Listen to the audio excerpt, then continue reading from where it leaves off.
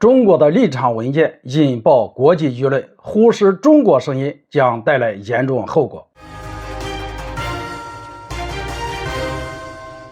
大家好，我是肖印华。为了中国方案，乌印网民吵起架来了。俄乌双方不如听听中国的意见，给和平一点机会。最近，中国外交部发布了一份名为《关于政治解决乌克兰危机的中国立场文件》，其中列出了12条中方的意见。这些意见为冲突各方构建政治对话框架指引了方向，也引发了国际社会的高度关注。不过，这份文件得到的反馈却是各有不同。据观察者网消息显示，俄罗斯、白俄罗斯、波兰等国对中国方案表示高度赞赏。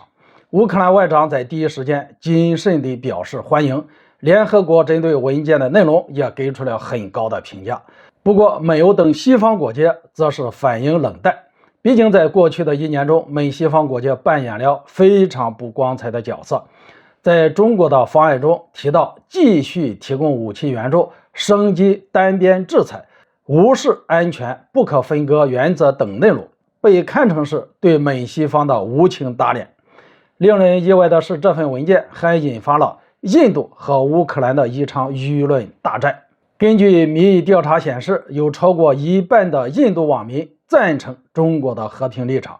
也认为俄乌双方应该尽快停火谈判。印度有相当一部分英语人口，他们在影响国际舆论方面比中国网民有天然的优势。或许正是这个原因，当印度网民在互联网上分享自己的观点时，乌克兰网民表达了不一样的观点。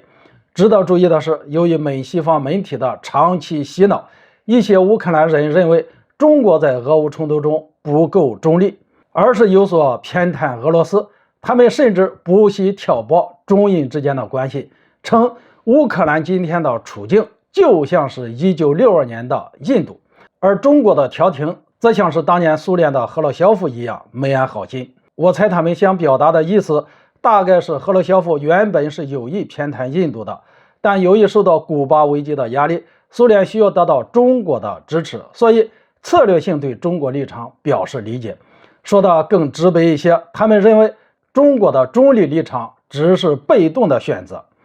然而，对印度网民来说，这种言论非常伤人。虽然伤害性不大，但是侮辱性却很强。1962年之败被印度人看成是不可谈论的耻辱，所以就有一些乌克兰人拿这个事情来刺激印度网民，试图让那些呼吁和平的人闭嘴。这恐怕只会引起印度网民的反感，实在不是明智之举。实际上，持有这种观点的乌克兰人很可能受到乌克兰内部的极右势力影响，也就是我们通常所说的新纳粹。他们不愿意听取和自己不同的声音，把一切和自己不一致的立场看成是洪水猛兽。此外，我们还需要警惕乌克兰高层受这些人的影响到底有多大，因为这将直接影响他们的决策。乌克兰外长的发言颇引人注目，他明确表示自己并不支持中国发布的禁止单边制裁的立场。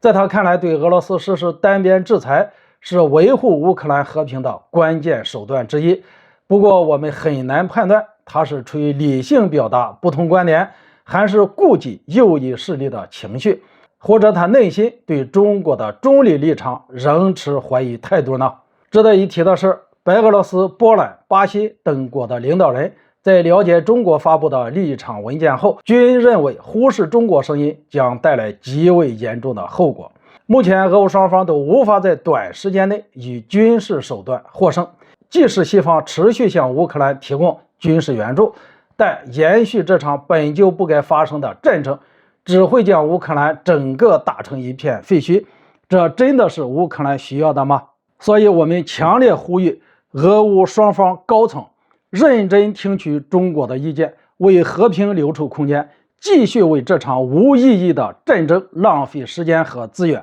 不如好好思考如何建立和谈机制，终结这场不该发生的冲突。好了，今天就说到这里，咱们下次见。